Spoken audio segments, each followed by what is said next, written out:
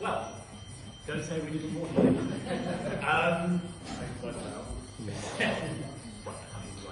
No, well, if you're ready, I am ready, then please, Richard, ready. You have stand in. Yeah. Okay. So there are two questions that we're being asked to consider tonight. The first is first past the post good for Labour? And the second is first past the post good for democracy?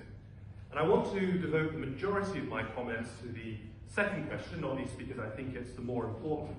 And also I think that the answer to the first question is almost so obvious as to be self-evident. So let me deal with that first question rather briefly. Without first past the post, there would be no majority Labour governments in this country. Any Labour government formed under a proportional system would have to be cobbled together as a coalition with what Denis Healey used to call the odds and sods. The Lib Dems, the SNP, Plaid Cymru, perhaps the Northern Irish nationalists, maybe the Northern Irish unionists, Greens, George Galloway-style independents, and other fringe elements and eccentrics. Because Labour has never won a majority, 50% or more, of the popular vote in a British general election. In addition, the vast majority of elections since World War II under first past the post has seen Labour win a greater share of MPs in the House of Commons than the share of the national popular vote. So yes, as a matter of self-interest, first past the post is good for Labour. Now I sometimes hear people say, oh yes, but first past the post also delivers Conservative majority governments, and therefore ending the prospect of any future majority Labour government is a price worth paying to stop majority Conservative government. And I would say to this objection, it's very much slicing off our nose to spite our face.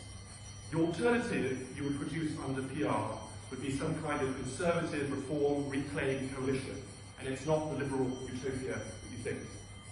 Now it is true that Labour does not win the majority of elections in under first past the post of this country, but it would never win majorities at elections in this country under proportional representation.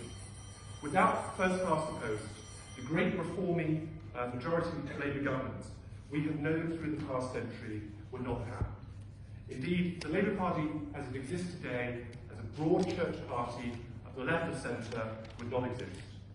To adopt PR would be to kill the Labour Party as we know it, and for it to fragment into many different pieces. And so, if you support PR as a Labour Party member, you have a death wish for your party. Now, this is why I think Labour Party supporters should support first past the post. But this line of argument is not very convincing to the wider electorate. And so this brings me now, and for the rest of my talk, to the second and more significant question. Is first past the post good for democracy? Now, to critics of first past the post, the answer to this question is almost as self-evident as I regarded the answer to the first question, that they would argue that first past the post, almost as a matter of definition, is not democratic. But is that true? If by democratic you simply mean another word for proportional, that is to say a simple mathematical transfer of percent of votes won in an election to percent of seats in the legislature, then no, first past the post does not do very well. But perhaps that's a rather narrow and simplistic view of what a system needs to be democratic. When we vote in a UK general election, we are not just voting for a legislature. We are voting for a government. And governments, by their very nature, are not, and indeed cannot be, proportional. They cannot proportionally represent every voter in the country. There must be winners and losers. There must be an opposition. Under first past the post, the potential winners and losers in government formation are crystal clear to the electorate during the campaign itself. Voters in Britain know that they're very, very likely to have either a Labour or a Conservative government. They are mutually exclusive. If one wins, the other loses. Under PR, the likely winners and losers in government formation are not always clear at the time when voters cast their ballots. It's only after voters have cast their ballots that the shape of the potential government starts to look clearer. But from the perspective of the voter, that's a bit too late. You can't take back your vote once the party you voted for goes into government with a party that you hate. Moreover, under PR, there are some parties that always seem to find their way into government through one deal or another. In New Zealand, Winston Peters' populist New Zealand First Party has recently been in coalitions with both Labour and the right-wing National Party, and Winston Peters has served as Deputy Prime Minister under both Labour and the National Party. Heads, New Zealand First wins. Tails, New Zealand First also wins. Is this democratic? The Free Democratic Party, the FDP, which John mentioned in Germany, was for decades like the turd that wouldn't flush. The FDP was in every German government from 1949 to 1998 with just 2 brief spells of opposition, a total of 42 out of 49 years. Now, how is it democratic that a party which consistently polled between 6 and 10% of the vote should be in government for 86% of that time? As we've seen in Germany, PR politics sometimes means that voters don't even have a choice between a government of the left and of the right. You sometimes will end up with the blancmange of grand coalitions. So perhaps what we might value in a democracy is not just simple legislative proportionality, but a deeper principle: government accountability. And to achieve this, you need 2 things. First, you need prospective clarity of governing responsibility. Voters need to know at the time that they cast their vote who is likely to form the government. And second, they need retrospective clarity of governing responsibility. Which party is going to get the blame when things go wrong in government? Put another way, maybe our guiding question for representative democratic politics is not how proportional is the legislature, but how easy is it for us to get rid of the governing party? And by this metric, PR systems do rather badly, but first past the post does rather well. Now, in my remaining time, I'd like to address 3 features of PR systems and 3 features. Could I just intervene? Yes. Because we're going to have another vote not too long. So if you wanted to bring that up. I would let him finish. Okay. Okay. And then we'll go and vote again. Okay. All right. This is it. We're Absolutely. moving feet again. It's called democracy. Exactly. Not an expert. And 3 features of first past the post. So first I want to address 3 key weaknesses of PR systems.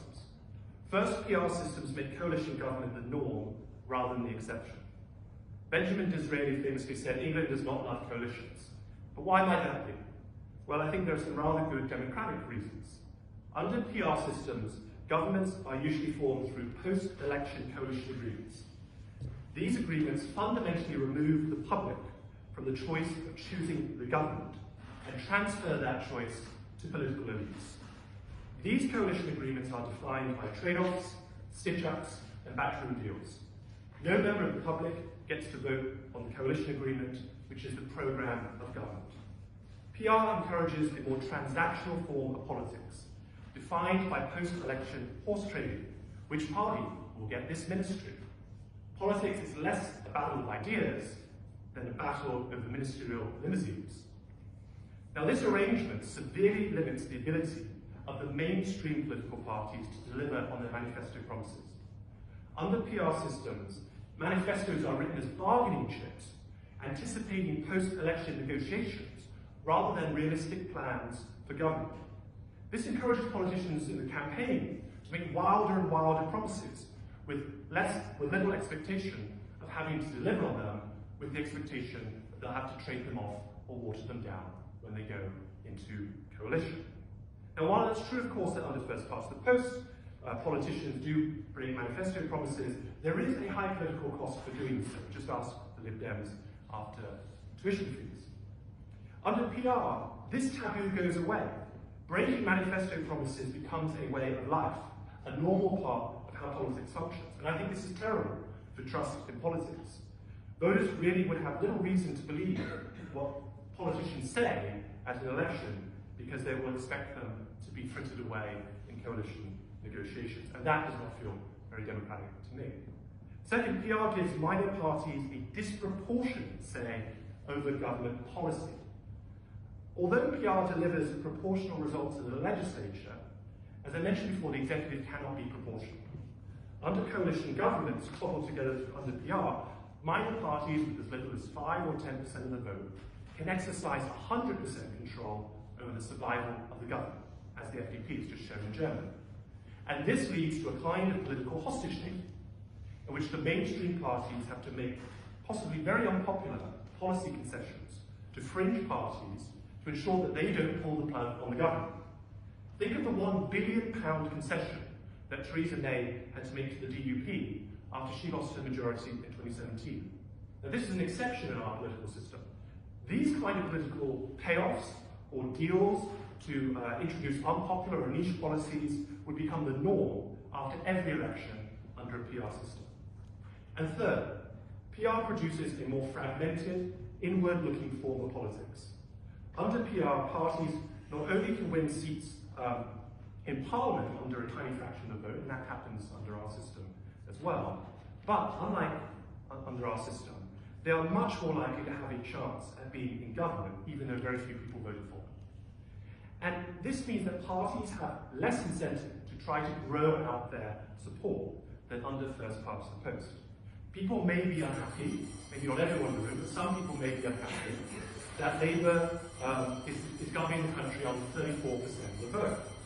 But under PR, parties with tiny fractions of the vote would be regularly in government as ministers, championing pet projects and ideas that very few people voted for. Finally, I want to turn to 3 key strengths that I see of the first past the post system. The first is the constituency link. Under PR, unlike under PR, under first past the post, every MP represents one constituency, and every constituency has one MP. Now, I was going to say to John to close his ears on this bit because he's not a great fan of Tony Benn, but Tony Benn, I think, summed up this relationship quite nicely. He said, being an MP, we're in an unusual position. You're one employee, and you have 60,000 employers. Everyone in your constituency employs you. The bus driver, the street sweeper, the home help, the policeman. You can say what you like, but they can get rid of you. And because they can get rid of you, you had better listen to them. Now, no PR system can achieve precisely this same kind of relationship. Because under most PR systems, MPs have to represent large, multi-member constituencies to achieve proportionality. This means that each individual will have several MPs voting for them, which forms a much more fragmented and less intimate form of representation. Now, some people might say, aha, but there are PR systems where there's the constituency and the list vote. But this is not a desirable arrangement either. First of all, it creates 2 tiers of MPs, which is a basic unfairness. MPs without proper constituencies of their own get the same pay as MPs who have much more work to do because they have much heavier casework loads. But it goes deeper than that. Last year I was at a constitution conference in New Zealand and I spoke to an eminent academic and lawyer there about when New Zealand introduced PR, this alternative member system in New Zealand in the 1990s. It was thought at the time that the front bench would get the list seats to free them up for ministerial casework so they wouldn't have the burdensome distractions of constituents and constituency casework and surgeries. But I think it's a good thing in our system that every MP, from the lowliest backbencher to the Prime Minister, has to be rooted in a particular constituency and is ultimately accountable to them. And as my contact in New Zealand explained, it didn't quite work out as people expected there. And we've seen this also in places like Germany and Scotland, which use the alternative member system. The party lists become places to put the weakest MPs, the ones who aren't good enough to get elected at the constituency level. Sometimes, even in the same election, a candidate who fails to win a constituency seat will nonetheless still remain in Parliament or get into Parliament because they're put on the list as well. Is that very democratic? Second, first past the post makes majority government the norm, not the exception. And this means that one party actually gets the opportunity to govern and to put its manifesto in place. And the manifesto is a very special document in British politics. Sure, not everyone sits down and reads them. Journalists certainly do. And if there are some clangers in the manifesto, the public certainly hear about them. You just have to ask Theresa May with her social care reforms. Now, thanks to the Salisbury Convention, which says that the House of Lords will not vote down manifesto promises, manifestos also have a constitutional relevance as well. Now, once in office, the public expect the majority party to implement the manifesto promises. And if they don't, and they may have reasons not to, but they better have good reasons that they can explain to the electorate why not. Because under first past the post, unlike under PR, there is no other party to blame. There is nowhere to hide. There is sharp clarity of responsibility for manifesto delivery. I was speaking recently to an Israeli academic who had a begrudging admiration for the British electoral system. Although she is on the left and detested Benjamin Netanyahu, she said to me, "I wish it were possible in our system for Likud, Netanyahu's party, to win a majority, even just once. Because Likud would be able to pass their policies, the public would see how disastrous they were, they would get the blame for the policy failure, and the public could get rid of them all." Under our system, Likud always can blame problems on other parties in the coalition, and it can find a way to stay in power by making deals with opposition parties in the Knesset. We really struggle to get them out of government, and they don't get to be held to account properly for their policies. Third, and this brings me to the final strength of first past the post, the ease of removing unpopular governments. First past the post can be very generous to a winning party in terms of seat share, but it can also be very punishing to the losing party. Under first past the post, it tends to be easier to sweep out the incumbent government. And so with this point, I cycle back to the question under discussion. Is first past the post good for democracy? If by democracy you simply mean a synonym for proportionality, a mathematical equation of percent of votes to percent of seats in the legislature, then no, it doesn't do very well.